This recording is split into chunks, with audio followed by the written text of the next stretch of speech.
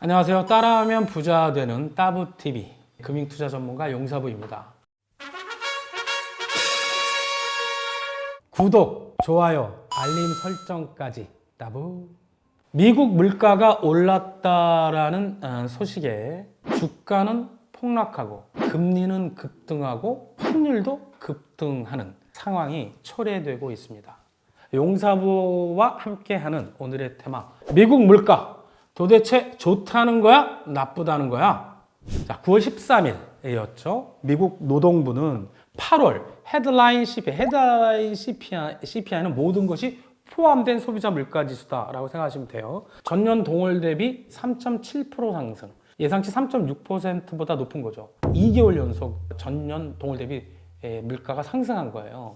자, 그 원인은 말입니다. 사우디하고 러시아가 올해 초서부터 감산을 했는데 그것을 이제 끝낼 줄 알았는데 연말까지 연장한다고 발표한 것이 주요 원인이었습니다.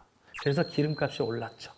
자, 그나마 다행인 것은 말입니다. 시장 참여자들이 집중하고 있는 것은 근원 CPI, 코어 CPI라고 하는데 그것에 집중하고 있는데 이것은 4.3%가 상승했는데 7월 4.7%보다 헤드라인은 올랐는데 0.4% 하락했다는 거죠. 이것은 시장 전망치하고도 일치됐어요. 그리고 이 4.3% 상승은 최근 2년 내 최소 상승폭이라는 거죠. 계속 내려가고 있다는 건 추세를 형성하고 있다는 거예요. 여기에 페드 의장인 파월이 가장 신경 쓰고 있는 게 있어요. 슈퍼코어 CPI가 있는데 이것은 코어 CPI에서 주거비를 뺀 거예요.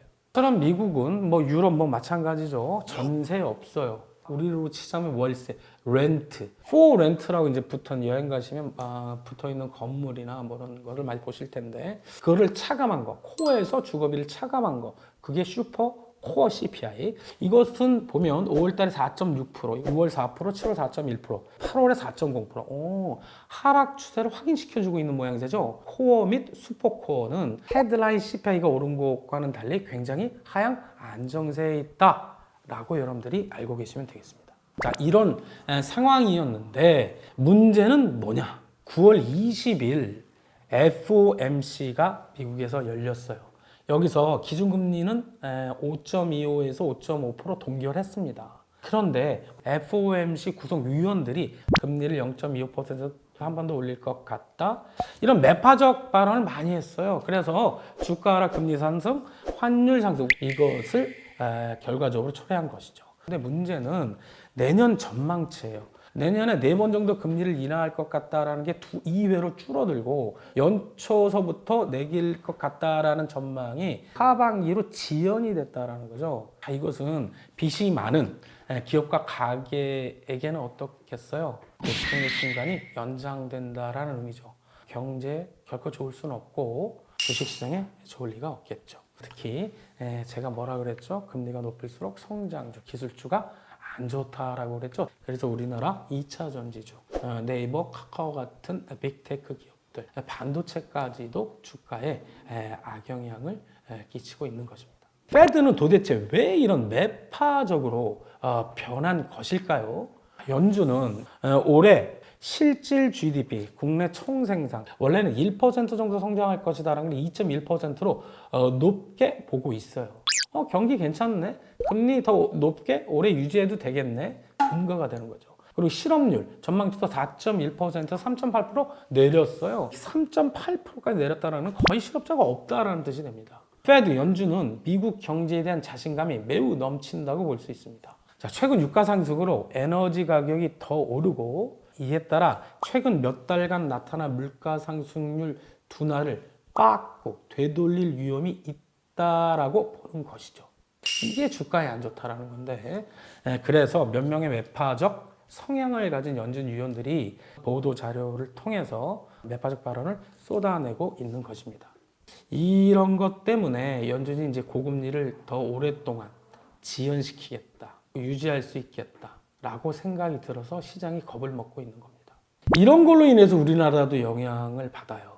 우리가 기준금리가 이렇게 미국보다 낮은 적이 역사적으로 보면 그렇게 많지 않은데 지금 현재 3.5%로 미국보다 대단히 낮아요. 그런데 우리도 경제 상황 별로 안 좋죠. 금리를 내려야 되는데 꼭 누구 눈치를 본다? 미국을 따라하죠. 따라서 우리의 금리 정책도 그 금리를 인하하려고는 하지만 그 인하 시기가 내년 7월 이후로 미루어질 것 같습니다.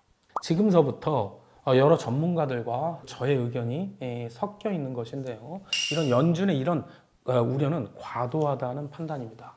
왜냐? 그 이유를 살펴보도록 하겠습니다. 그 첫 번째, 사우디 러시아 원유 생산량의 감산 연장했죠. 그래서 국제 유가가 상승 90달러를 지금 넘어서고 있는데 이 국제 유가 상승에는 한계가 있어요. 이것은 제가 다음 편에 유가 상승과 관련된 테마로 따로 다루도록 하겠습니다. 두 번째 이유는 CPI 중에서 주거비가 CPI에서 가장 큰 비중을 차지하는데 이게 하락할 전망이에요. 그것도 큰 폭으로 그 내용을 살펴보도록 하겠습니다. 8월에 발표된 샌프란시스코 재택근무 때문에 빌딩의 공실률이 늘어나서 지금 샌프란시스코 큰일 났어요. 미국 아파트 값이 말입니다. 1년 새 14%나 떨어졌어요. 우리나라만 떨어진 게 아니군요. 평균 14% 떨어진다는 건 이거 엄청나게 떨어진 겁니다. 자, 집값 떨어지면 전세값 떨어지고 월세값 떨어지는 거. 자, 당연한 수순이겠죠? 긴축에 따른 이자율 상승으로 인해서 여기도 부동산 투자에 환장한 분들 많아요.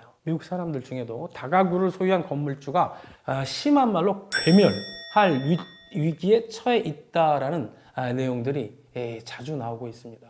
하반기부터 본격적으로 이렇게 그 주거비 상승률은 계속 지금은 오르고 있는데 그 상승률이 적어지고 있거든요. 평평해지면서 내년 말에는 최대 9%까지 하락할 것이다 라고 전망하고 있다는 것이죠. 주거비는 미국 CPI, 가계별 소비 지출에서 30%, 변동성이 큰 식료품 에너지를 뺀 코어 CPI죠. 거기에서는 무려 40%의 비중을 차지할 도록 넘버원입니다. 따라서 주거비가 하락하면 연준이 그 목표는 그 물가상승 2%거든요. 그거를 달성할 가능성이 되게 높고 빠르게 올 것 같지요? 지금 상황이 그래요. 자, 그러면 금리 인상과 고금리 유지라는 명분이 페드 입장에서, 연준 입장에서는 사라지게 됩니다. 내려도 누가 뭐라 하지 않는다라는 거죠. 파월 의장 명분 중요하게 생각합니다. 자, 실제로 주거비는 7월에 비해 상승률이 하락하고 있습니다. 자, 세 번째, 그 시장과 그 경제학자들의 반응을 보면 또 알 수가 있는데 11월과 12월로 예정되어 있는 올해 마지막 두 번의 FOMC 이 회의에서 연준이 금리를 올릴 가능성을 연준의 매파적 위원들은 한 번 더 올릴 것 같다라고 떠들고는 있으나 금리 트레이더들 귀신 같은데 올릴 가능성을 11월 회의 때 26.3%, 12월에 올릴 가능성을 38.4%, 아직도 50% 미만으로 보고 있다라는 것이죠.